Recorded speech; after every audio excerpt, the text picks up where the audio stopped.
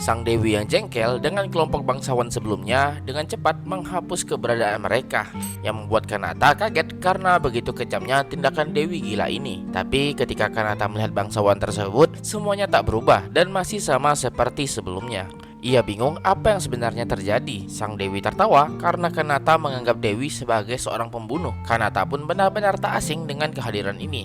Dan Dewi yang ada di hadapannya lah yang membawanya atau membawa Kanata ke dunia ini. Dan Dewi itu pun mengakuinya. Ada banyak hal yang ingin Kanata tanyakan, tapi Kanata lebih penasaran dengan tindakan Dewi sebelumnya. Dewi mengerti dan menjelaskan meskipun Dewi menghapus keberadaan para bangsawan, tapi mereka tak akan menghilang, melainkan akan menciptakan keberadaan yang baru. Itu membuat Kanata sedikit bingung. Dewi menjelaskan layaknya produk yang gagal, ya tinggal dibuang saja, terus buat kembali produk yang lebih baik. Misalnya dunia ini, meskipun hancur, pada akhirnya akan tercipta kembali seperti semula. Kanata yang mendengar itu menjadi sangat marah dan berkata kalau Kanata menentang ide semacam itu. Menghancurkan dan menciptakan sesuatu yang baru bukanlah sebuah solusi yang tepat, dan menghentikan waktu semacam ini sangat menakutkan dan merasa keberadaan manusia di dunia ini seperti tak punya makna. Dewi kagum dengan pernyataan Kanata. Kanata melanjutkan, setidaknya Kanata tak berpikir untuk menghancurkan sesuatu yang buruk. Kanata menekankan tak mungkin untuk disukai oleh semua orang. Bahkan Kanata yang cukup populer saja masih ada orang yang tak menyukainya. Tapi bagaimana cara Kanata menghadapi orang seperti mereka adalah bagian dari kemanusiaan dan jalan kehidupan. Dewi mengerti maksud Kanata, tapi Kanata tak menyangka akan berakhir seperti sekarang.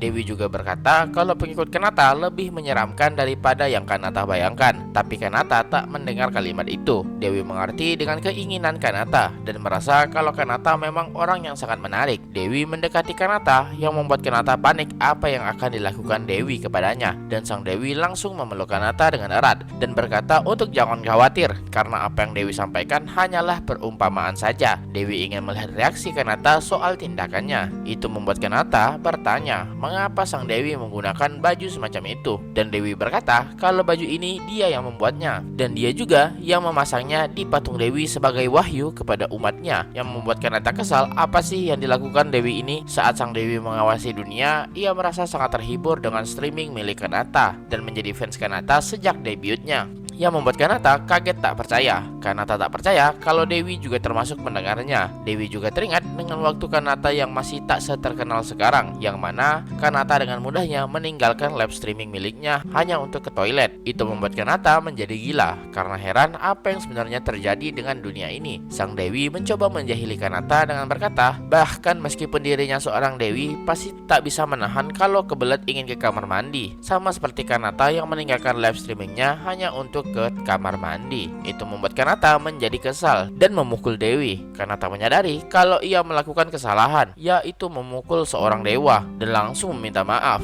Tapi itu membuat sang Dewi bergetar karena baru pertama kali ia rasakan ada orang yang berani tak sopan di hadapannya, dan menjadi sangat senang. Kanata menyadari kalau Dewi ini memang sengklek dan gila. Karena Dewi itu berkata apakah Kanata juga mau baju yang sama dengan yang dirinya pakai, dan tentu Kanata menolaknya. Padahal saat Dewi mengawasi dunia ini, ia melihat seseorang sedang memproduksi pakaian ini, dan Kanata langsung mengetahui siapa yang dimaksud. Dewi itu memanggil Kanata dan berkata kalau sebenarnya ia tak boleh turun ke dunia ini, dan ini hanyalah pengecualian untuk kali ini saja. Karena jika seorang dewa sering berinteraksi dengan dunia bawah, itu bisa menghancurkan keseimbangan dunia itu sendiri. Jadi yang bisa sang Dewi lakukan hanyalah mengawasi Kanata dari atas, juga menikmati streaming milik Kanata.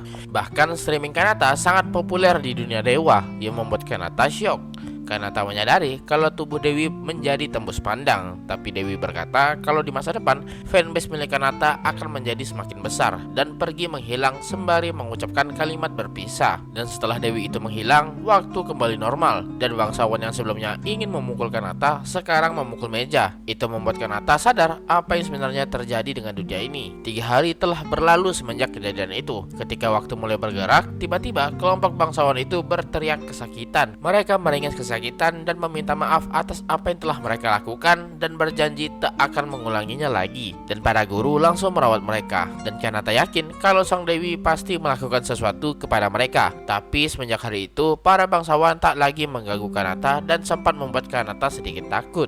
Kanata pun memulai live streamingnya, di mana saat ini Sang Dewi sedang mendengarkan Kanata. Selama ini Sang Dewi sudah memikul beban untuk menjaga dunia ini, hingga ia merasa lelah dengan semua ini. Sang Dewi juga kepikiran untuk menyiapkan tubuh di dunia bawah agar bisa leluasa datang ke sana. Dan tiba-tiba Dewi Isla didatangi oleh Dewi lainnya, yang mana Dewi itu juga menggunakan baju streamer sama. Dewi Isla berkata agar Kanata lebih baik menyerah karena dunia ini sudah semakin aneh. Itu juga berkat Kanata. Ketika Dewi Islam menghapus para bangsawan itu benar-benar menghilang dari dunia ini. Tapi karena panik, Dewi Islam menciptakannya lagi agar tak membuat Kanata marah. Dan cerita pun berlanjut.